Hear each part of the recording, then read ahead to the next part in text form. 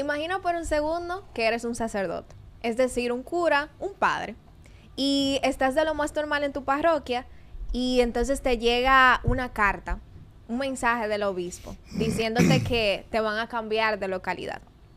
Tú, bueno, recoges tus maletas, te despides de tu comunidad donde quizás tenías un proyecto caminando, donde tenías comodidades y una estabilidad ya construida, agarras tus pertenencias y te vas. Pero cuando llegas a esta nueva parroquia a la que te envían, te das cuenta de que la realidad es otra. La estructura está deteriorada, las condiciones de vida son muy escasas y en ese momento simplemente te das cuenta de que tu vida nunca va a volver a ser la misma. ¿Cómo manejan los sacerdotes esta realidad que tienen que vivir tan a menudo? Hoy vamos a descubrir ese lado más humano del sacerdocio. Bienvenido de nuevo a este tu espacio, Revival. Buenos días, Gabriela.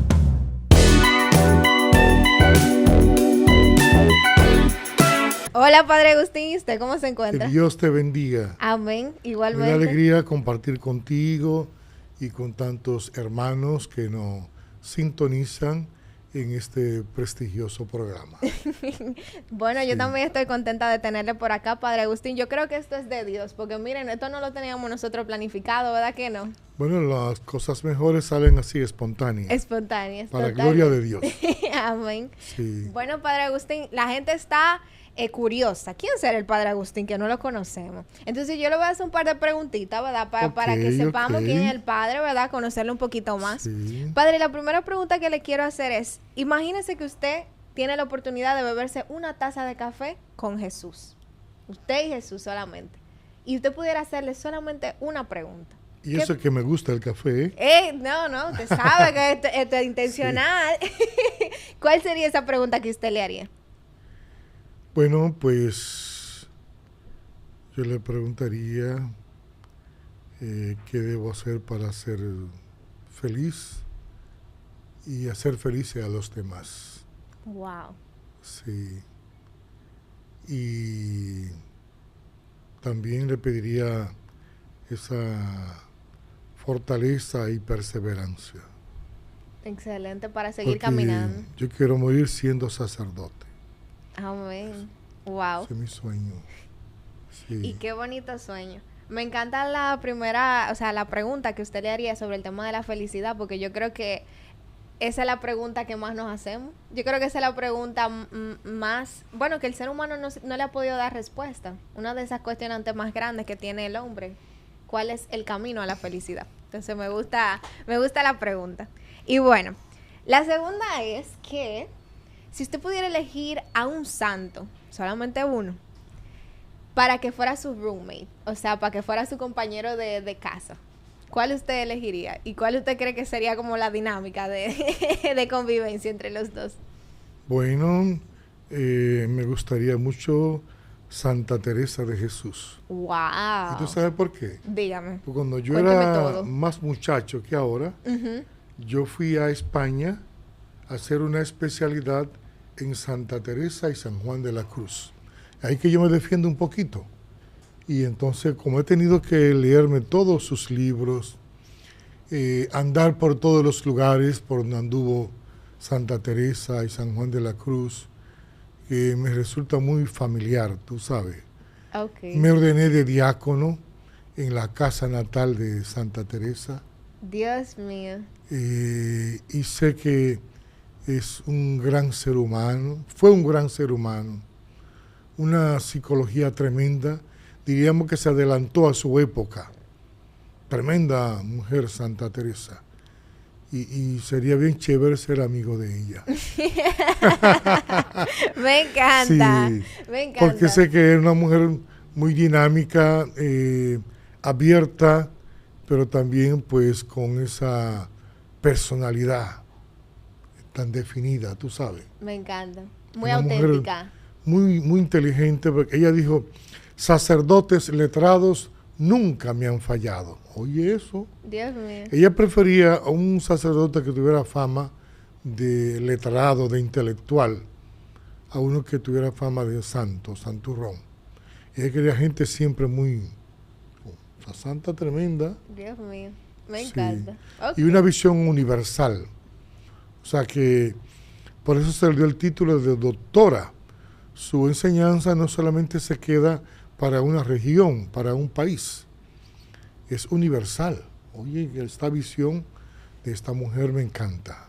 Excelente, una mujer adelantada a su tiempo en Sí, ese sentido. sí. Excelente. Y padre, si usted no fuera sacerdote en este momento, ¿qué usted estaría haciendo en el mundo así de manera profesional? Si no fuera sacerdote. Bueno, con seguridad te diría que fuera profesor. Cada loco con su tema, ¿eh? Pero a mí me gusta ser profesor. Siento tener vocación de maestro.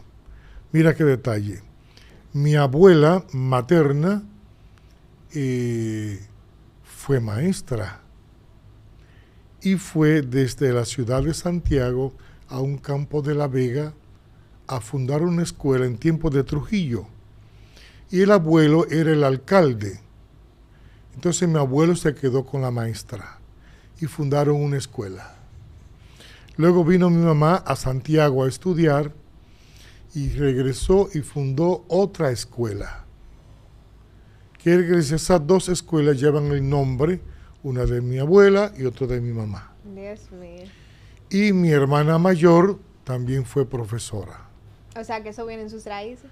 Sí, pero además, yo estudié administración de centros educativos en Pucamaima.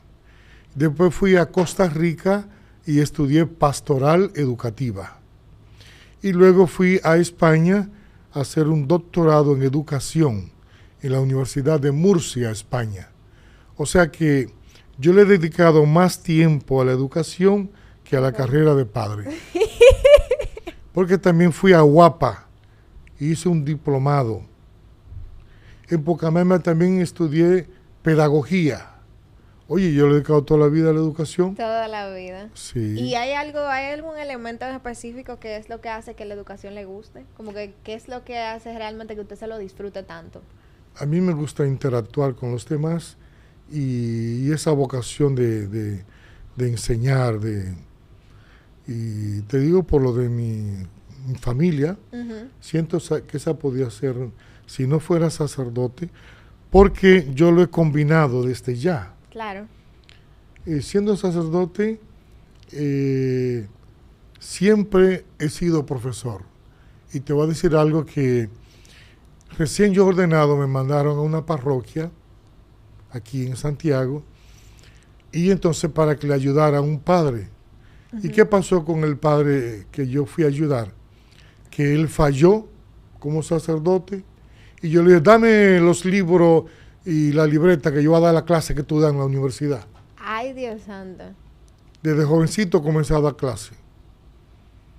Y entonces fui a Cuba de misionero y necesitaba un profesor de Biblia. Y yo le dije, yo la doy la clase. Me encanta, iniciativa. Y entonces fui profesor en La Habana, en Cuba. Y me dijeron los muchachos, un dominicano dando clase aquí, eso está raro. ¿Y por qué? Ellos pensaban como que el dominicano no tenía esa ese nivel, quizás. Sí. Y comenzaron a preguntarme, ¿dónde usted estudió? Oye. Y bueno, yo estudié en Dominicana, después fui a España. ¡Ah, bueno! Porque fue a España, lo chancearon. Dios mío, qué cosa, ¿eh? Que no tienen por debajo en Cuba, ¿eh? En ese tiempo, ahora yo creo que han cambiado las cosas. Ojalá que sí, Sí. ojalá que sí. Porque aquí sí hay muchos profesores cubanos. Sí, Bastante. sí. Pero sí, bueno, señores, yo creo que ya conocemos un poquito al Padre Agustín. Ya sabemos que el Padre Agustín es profesor, que ha viajado a varios países, que se ha dedicado mucho a la educación. He estado en 21 países. Dios mío. No, Sí. pero usted le va a llegar al Padre Emiliano Tardif. Un día de esto. Propóngaselo. No. Me gustaría ganarle en espiritualidad, En espiritualidad. porque es para mí un gran santo de la Claro iglesia. que sí. Sí. Y bueno, una vez que ya lo conocemos un poquito mejor, ya entrando en materia, padre. Bueno, yo quise que abordáramos el tema de esa dualidad que ustedes como sacerdotes viven cuando los cambian de comunidad. Porque yo creo que a veces la gente se olvida de que los sacerdotes son seres humanos. Y siguen siendo hombres, igual que todo el mundo. Con eso no quiero decir que porque somos seres humanos tenemos que hacer las cosas mal o tenemos que pecar. no estoy diciendo eso, sino que simplemente tenemos una condición humana que sufre, que siente y que no asume todo como en automático, como si fuéramos robots. Entonces, la idea de traer esta colación es justamente como para nosotros descubrir cómo ustedes atraviesan los cambios y esa vida tan misionera que ustedes tienen que vivir, de que hoy estoy aquí, pero mañana quizás no. Entonces, en ese sentido, quiero preguntarle como que hablamos mucho de desapegos, pero cuando un sacerdote lo cambian de una parroquia que está acomodada a una zona donde quizá hay mucha precariedad, ¿cuál es el primer pensamiento que usted siente que ataque el orgullo humano? Sí, honestamente hay como una resistencia en la parte humana, como usted dice, pero qué importante es entrar en la voluntad de Dios. Yo lo he experimentado en mi vida. Yo recuerdo cuando me dijeron, mira, hemos pensado que usted vaya a La Habana, a Cuba, de misionero. Yo fui llorando como un niño. Ay, Dios mío. ¿Qué pasaba por su mente en ese momento? Bueno, imagínate. Siendo muy sincero. ¿Qué yo habré hecho? Ay, Dios mío, de que fue un castigo. ¿Y por qué a mí? Ay, Dios mío. ¿Y por qué en esta circunstancia? Pero déjame decirte que duré 3 años por allá. Y cuando me llamaron, mira, hemos pensado que regrese. Me puse a llorar de nuevo. No, Lloré cuando regresaba porque ya me había pegado aquella realidad, aquel mundo. Y honestamente, estaba a gusto allí. Wow. Y entonces, cuando llegué aquí, le dije al señor arzobispo, mire, mándeme donde usted quiera, que ya yo no lloro más. Ni cuando me vaya, ni cuando vuelvo. Qué carajo, ya tirar para adelante. Confiar en Dios. El asunto está en abandonarse en la voluntad de Dios. Ver que esa es la voluntad de Dios. Porque yo siento que eso me ha ayudado a madurar. ¿Tú ves? Te hablé de que estuve en Cuba, pero yo estuve misionero en Bolivia, poquito tiempo, en verano, pero estuve. Suramérica. Después estuve en Venezuela, a propósito, que está de moda ahora Venezuela, hablar de Venezuela por el terremoto. Por el terremoto y todo eso. Yo estuve en Caracas y estuve en Maracaibo. A veces yo le he dicho a algunos venezolanos aquí, yo soy maracucho. Y comienzo a hablarle de la realidad de allá. Wow. Cómo se vive, la parte geográfica, y se lo creen. Que de verdad que usted es venezolano. Sí, después tengo que pedirle disculpas. Diga, no, mira, no es mentira. Entonces, esa realidad me ha llevado a ir madurando, tú sabes, como persona. También estuve en Puerto Rico, que aunque es otra realidad, pero hay que enfrentar ese desafío. Y entonces, todo eso me ha ayudado a ir madurando, ¿tú ves? Claro. También estuve en Nueva York. Bueno, he ido muchas veces a Nueva York y varios veranos trabajando. La primera vez que fui a Nueva York fue en el 1995. Me dijo Monseñor Flores, Agustín, ¿tú tienes visa americana? Y yo, sí, Monseñor. Y dice, prepárate que te va el lunes. ¿Cómo? Y yo, sí, porque hay un padre que está enfermo allá. Hay que ayudarlo. Y yo, bueno, Monseñor, si usted me manda. Lo que usted diga soy. Y uno de mis sueños era ir a Nueva York. Oye, y mira cómo se me presentó. Pasaje de ida y vuelta. Dios mío. Allá me sacaban a pasear. No, pero bendito sea Dios. Y entonces, donde quiera que iba, me daban ofrendas, me trataban. Dios mío. Wow. Fue una experiencia muy hermosa para mí. Y he visto entonces que yo tengo esa facilidad para interactuar con los latinos. Porque, como te dije que estaba en Cuba, en todos los veranos yo iba a Miami. Y Miami es una ciudad muy latina. Ahí me encontraba con gente de toda parte de América Latina. Ya los colombianos yo lo conocía por el acento. Si era paisa, si era de Medellín, si era de la capital, si era de la costa. O sea, que es una experiencia hermosa poder salir de nuestro país. La parte misionera. No obstante, confiar en Dios. Yo tenía una bicicleta en Cuba, y yo era feliz en una bicicleta. Y entonces, después me conseguí un carro que tenía un doctor. El doctor no tenía para echarle gasolina y yo le daba algo y usaba su carro, tú sabes. No era de muchas limitaciones. Claro. Pero aprendí también a salir adelante. Me asocié con una familia que tenían maestría en proyectos y nos sentamos, hicimos proyectos para Alemania, nos mandaron ayuda. Sí. Hicimos proyectos para España, nos mandaron ayuda. De aquí de Santo Domingo Capital también me mandaron ayuda. O sea que tuve que salir adelante. Construí un salón multiuso que me dijo el padre viejo, compañero mío, diseña un salón, no iglesia, para que te den ayuda. Wow. Entonces, ese salón que diseñamos hoy en día es una parroquia. Wow. Yo no he conocido a nadie que le hayan dado permiso para construir en ese sistema comunista. Y a mí me trataban así, por ser dominicano. Dios mío. Por Máximo Gómez, el patriota famoso. O sea, es una experiencia muy enriquecedora para mí, tú sabes. Claro que sí. Y en ese sentido, padre, cuando usted mencionaba lo de la bicicleta y luego el carro, ¿sabe qué se me ocurrió preguntarle? Nosotros los jóvenes a veces nos medimos mucho por el carro que tenemos, el sector donde vivimos y tal. Y yo quiero hacerle la pregunta, ¿cómo usted cree entonces que el voto de pobreza que ustedes, los religiosos, hacen es realmente como una liberación y no un castigo? Porque yo creo que una de las cosas a las que más le tememos quizás cuando pensamos en apostar por una vida consagrada es esos votos que ustedes realizan, obediencia, castidad y pobreza, porque nosotros decimos, ¿realmente seré yo capaz de vivir casto, pobre y obediente por el resto de mi vida? Entonces, ¿cómo ustedes miran ese voto de pobreza como una forma de liberación? A mí me ha ayudado mucho la visión que tiene San Juan de la Cruz. Él dice que el voto más difícil de cumplir es el de obediencia.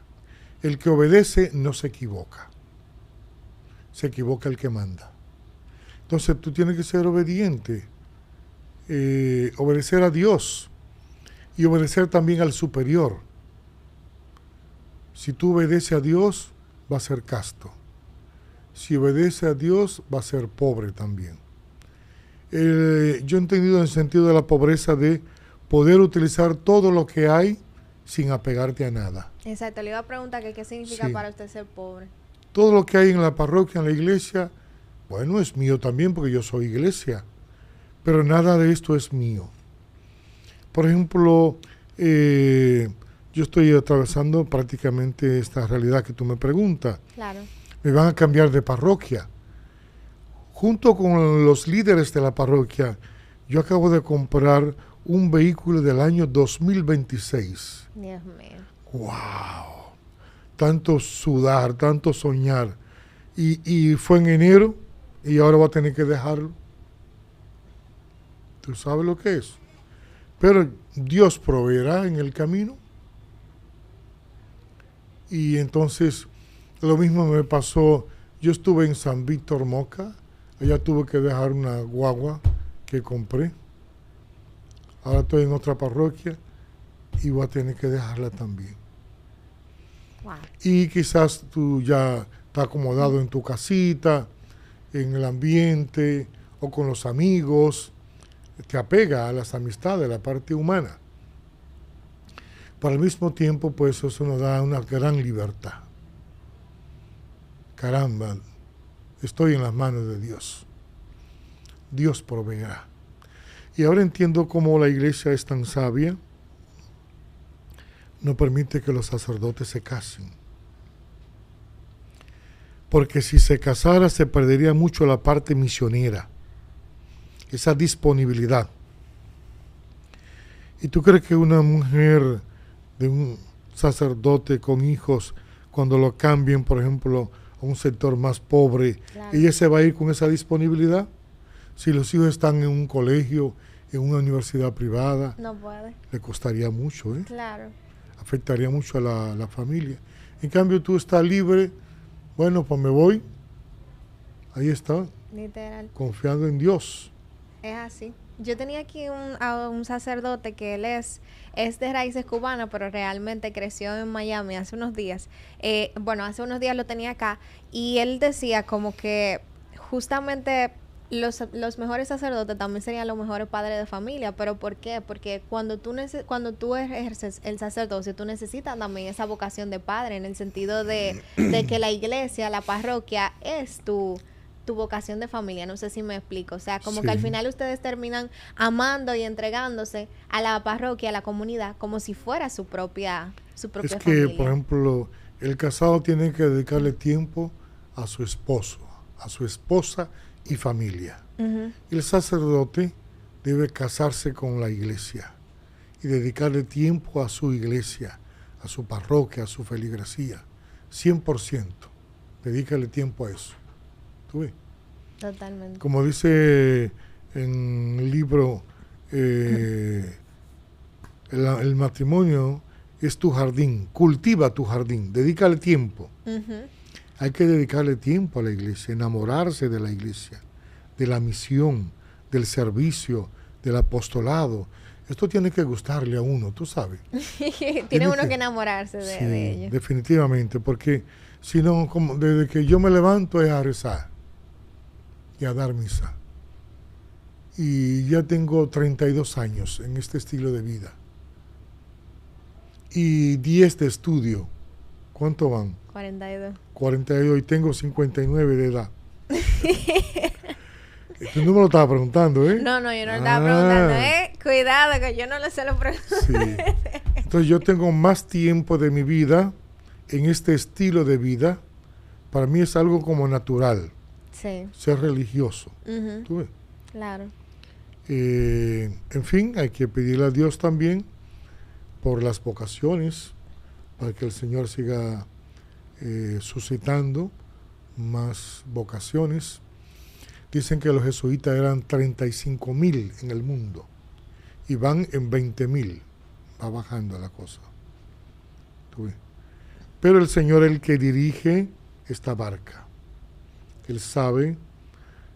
Cuando yo era estudiante en España, en 92, 93, la media de edad iba en 60. Si sumaban todas las edades, Wow. imagínate ahora por dónde andará. Será mucho más alta. Ujú. Hay muchos sacerdotes de tercera edad. Hay que seguir rezando Por las vocaciones. por las vocaciones. Totalmente. Y fíjate que después de 500 años de evangelización, no ha cuajado mucho la vocación en la cultura indígena. Oh, wow.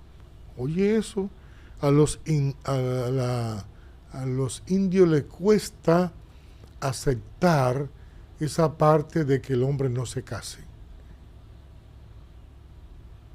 Para ellos es tan natural y además el líder con su liderazgo demuestra que tiene poder teniendo 2 o 3. Sí. Entonces viene ahí la iglesia y dice no, aquí hay una norma, una disciplina. Sí. Le cuesta a ellos en la cultura, ya hay, Ujú. pero no ha prosperado como se esperaba después de tantos años de evangelización. Ujú. Y Sí. ya por último, padre, yo quiero preguntarle, ¿cómo usted cree que se redescubre entonces la mirada de Dios o la voluntad de Dios en este tema? O sea, cuando uno sufre estos cambios. Porque yo creo que este tema no es solamente de los sacerdotes, o sea, cualquier ser humano, estando en una condición de vida tal y pasando a otra totalmente diferente, se ve apegado a resistirse al cambio. Entonces, quiero preguntarle como que si realmente usted cree que la vida espiritual o la madurez espiritual de la persona crece, cómo usted cree que la oración se ve influenciada por este momento que estoy pasando y cómo yo descubro entonces que de alguna manera Dios está, aunque yo no entiendo. Yo siento que esto te ayuda a madurar en la parte humana y en la parte espiritual también. Mira, a mí me dijo el obispo, están necesitando un sacerdote bueno en Cienfuegos, vete para allá. Y llego allá, no hay carro, la parroquia llena de sillas, no hay banco. Oh, Dios. ¿Y qué tuve yo que hacer? Fajarme a trabajar. Con actividad llené la iglesia de banco. Fui y le dije al presidente de la República, en aquel entonces era Leonel, que no tenía carro, y me dijo, padre, lo que usted necesite, me dio un vehículo nuevecito de cajeta. Wow. ¡Wow! Dios mío. Y hace 3 años allí, entonces fui vicario para esa zona, vicario para 8 parroquias. Y después viene el obispo y me cambia para Cerro Alto. Es otra realidad. Tú tienes que adaptarte a los cambios y a las realidades. Pero también un tiempo yo fui quien le ayudó al padre Ramón Duver en San Ramón Nonato. Es otra realidad. Tú conoces aquí en Santiago, Cerro de Gurabo. Todos los sábados yo tenía boda. Todas las bodas era yo que las realizaba. Una responsabilidad. Y el padre Duver siempre confió en mí. Bueno, pues, y después estuve en la Trinitaria, que es otro sector de aquí de Santiago, muy exclusivo, al lado del monumento ahí, y vino el obispo y me dijo, mira, hemos pensado que tú te vayas para San Víctor Moca. Usted nunca le dijo al obispo, pero usted no está fácil, lléveme a 2. Pero yo le dije, Monseñor, yo tengo el proyecto de construir una casa y ya tenemos $1 millón de pesos ahorrado. ¿Sabes qué me dijo el obispo? No te preocupes, que yo era obispo y dejé más que tú. Oiga, qué consuelo, ¿eh? Sí, y yo estaba muy bien para allá, para el sur, y me dijeron que viniera para Santiago. Así que vete, que Dios te va a proteger. Amén. La obediencia. Entonces, volvemos ahí al tema. Esto te ayuda a madurar, a no ser ñoño, a no ser frágil, estar preparado para la vida. Donde Dios te mande, Él te ayudará a florecer ahí. Confía en el Señor. Dios proveerá.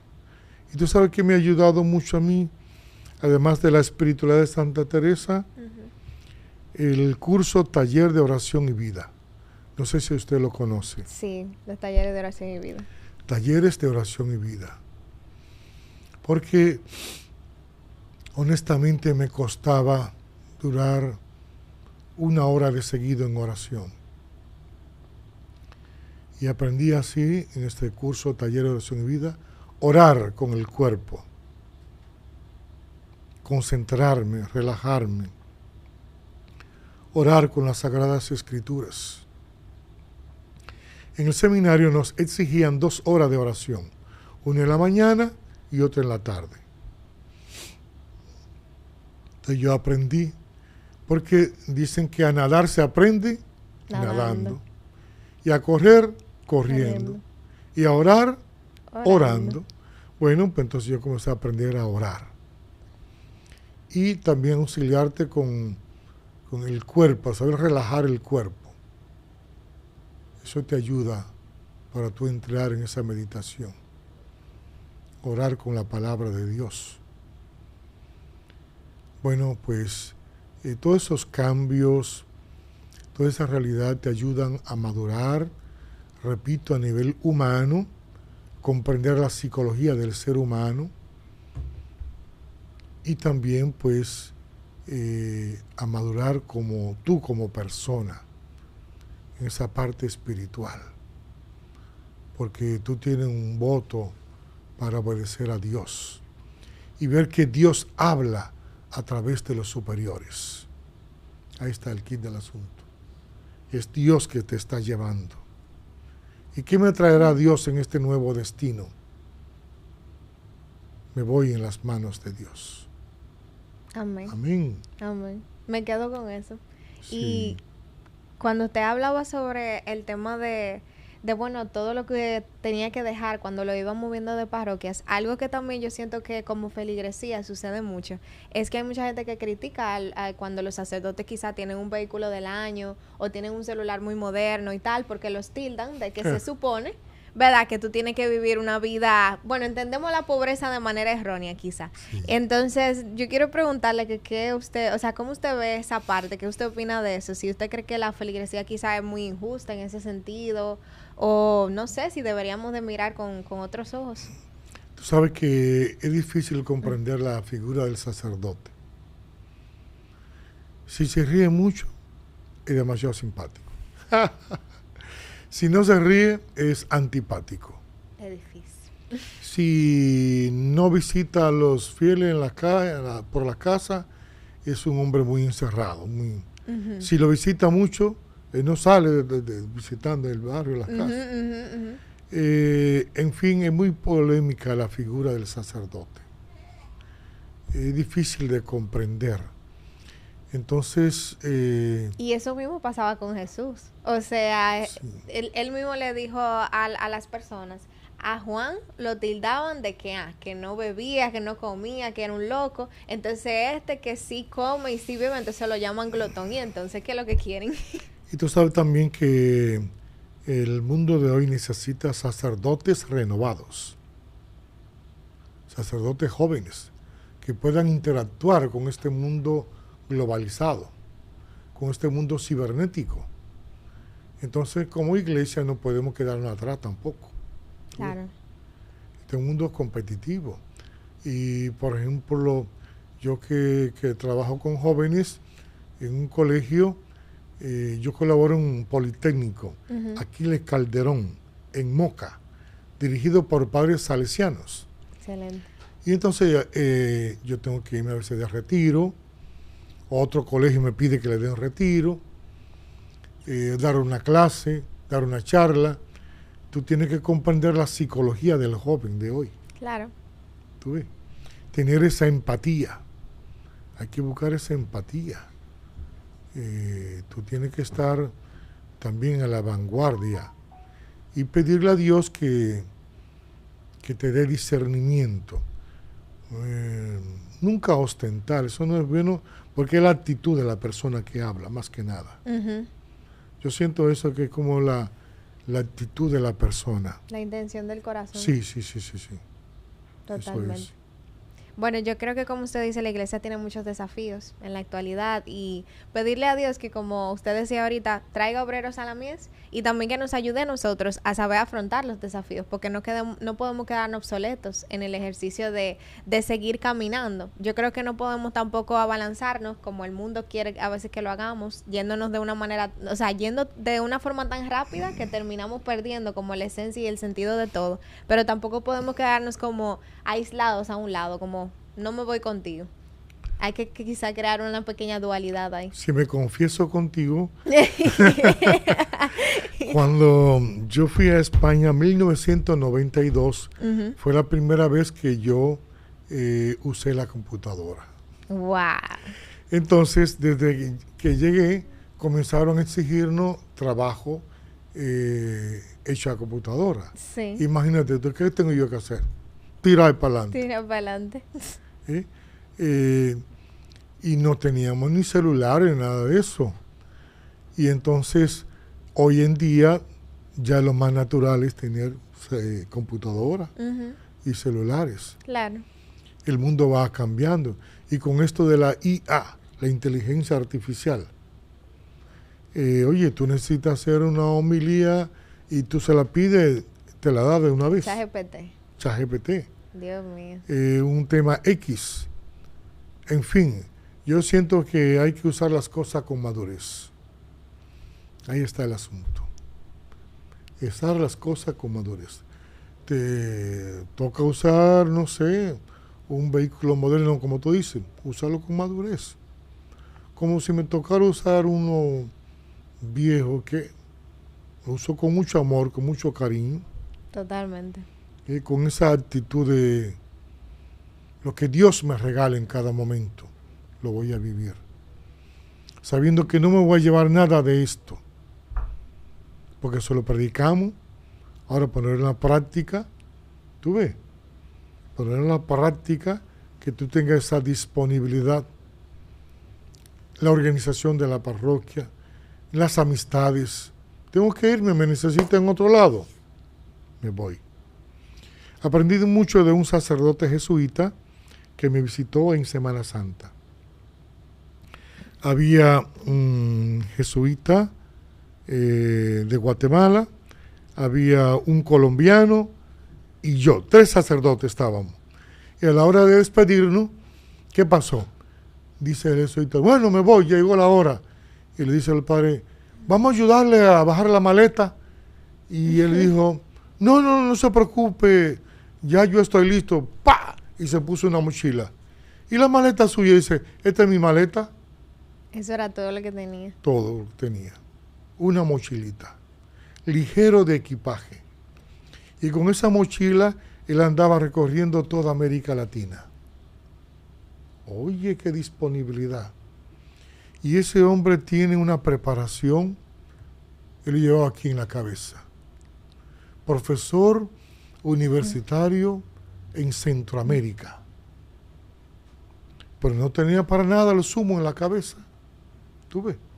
Que a veces nosotros nos apegamos a los títulos, no sé, a cuántas cositas.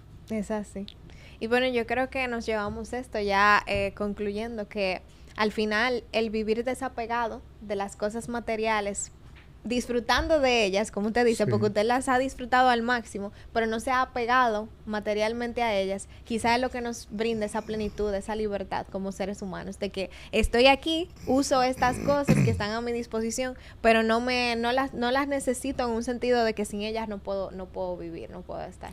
Incluso como por ejemplo si te toca ser superior en una casa o el párroco, tú tienes que usar todo lo que hay, disponerlo, pero sabes que en el fondo nada de eso es tuyo.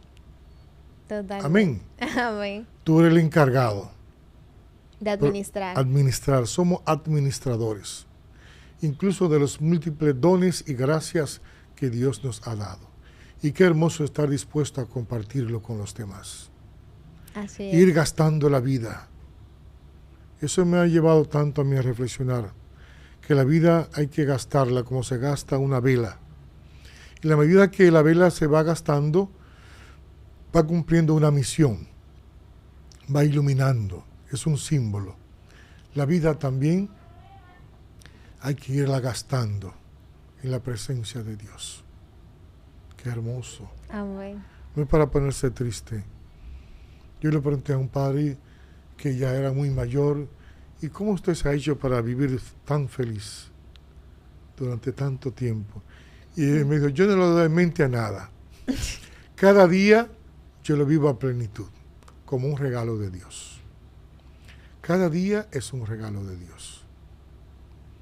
Y entonces también me encontré otro que cumplía 80 años, estaba fuerte y robusto y siempre sonriendo. Y le dije, padre, ¿cuál es el secreto? Y él me dijo, cuando yo cumplí 50 años de edad, fui al Santísimo y le dije, Señor, tú me has dado 50 años sin yo pedírtelo.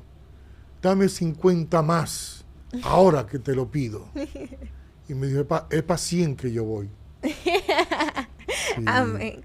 Bueno, gracias Padre Agustín Muy por bien. brindarnos este momento de su tiempo para nosotros compartir una realidad tan bonita y más que todo agradecerle como por la sinceridad, porque yo creo que nosotros, como le decía, para la feligresía, la figura del sacerdote muchas veces polémica y a veces nosotros necesitamos también ver que siguen siendo seres humanos y que siguen sintiendo y experimentando las mismas situaciones que todos vivimos, quizá en entornos distintos, pero sigue siendo lo mismo. Y bueno, agradecerles también a ustedes por quedarse hasta acá con nosotros. Recuerden que pueden seguirnos en nuestras redes sociales como Revival Movimiento y también queremos agradecerle a la Clínica Dental Doctora Suheiri Morel por apoyarnos con este espacio. Recuerden que ellos están en Mao, Santiago y Esperanza, así que no duden en irse para allá a obtenerse su bonita sonrisa.